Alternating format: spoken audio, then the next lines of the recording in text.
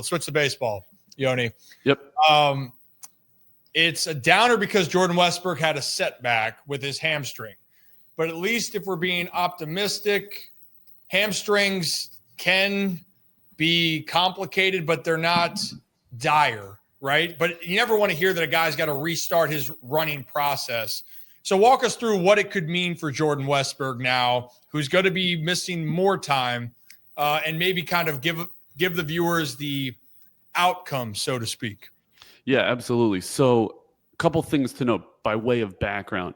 Hamstring is one of the most common injuries in Major League Baseball. It is also the most re-injured muscle group in baseball. So once you pull or tear a hamstring, the chances that happens again goes way up. That's what you're seeing here with Jordan. What I surmise occurred is he pulls the hammy. It's a low grade tear, so it's probably a grade 1 based upon them putting him on the 10-day. And then as he's ramping up, he pulls it again, which is super common. What sucks is you got to kind of restart the process. Now, if you're doing it really well, hamstring rehab has come a really long way. I just put out some content on this with some of the gurus in the hamstring field. Ways to get them back actually is not just putting them on the shelf and waiting.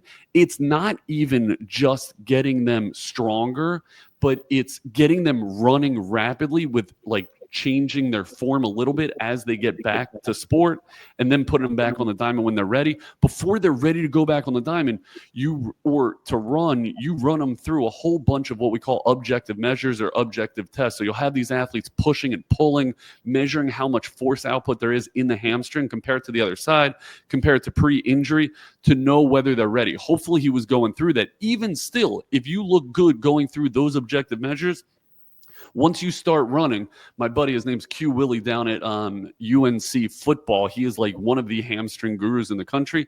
He talks about there is no exercise in the weight room, doesn't matter how much weight you use, that generates the amount of force that goes through the hamstring as running does. That's why when you get back running, everyone's like, let's see if he can handle it appropriately. That's probably what happened with Westburg. As he's getting back to running, it's just too much force. Hamstring gives back out, and then the clock starts again. So I know what you're going to ask me, Rip. You're going to say, okay, fine. When the hell is he going to be back? Because the clock basically restarts, you're looking at another 2 to 3 weeks, because they were thinking like 10 days to 14 days. So you'll probably see him back early June. All right. So as you said that, Zach's the one that squirmed over here and fell back into the seat. But I mean, that's just the reality, right? Because the hamstring, even though it's not a dire end-all situation, it still is very, I don't want to say it's not complicated like lats.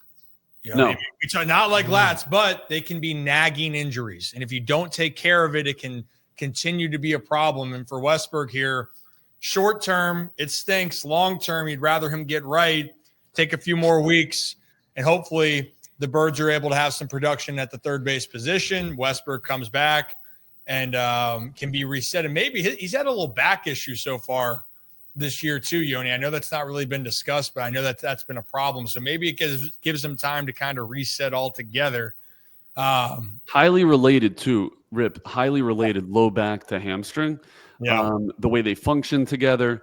A lot of times these athletes will let their pelvis kind of dip forward. That puts a whole bunch of tension on their hamstring, bothers their back. So wouldn't be surprised if those two things are connected. One piece of really good news, glass half full, Riff. Ready? Okay.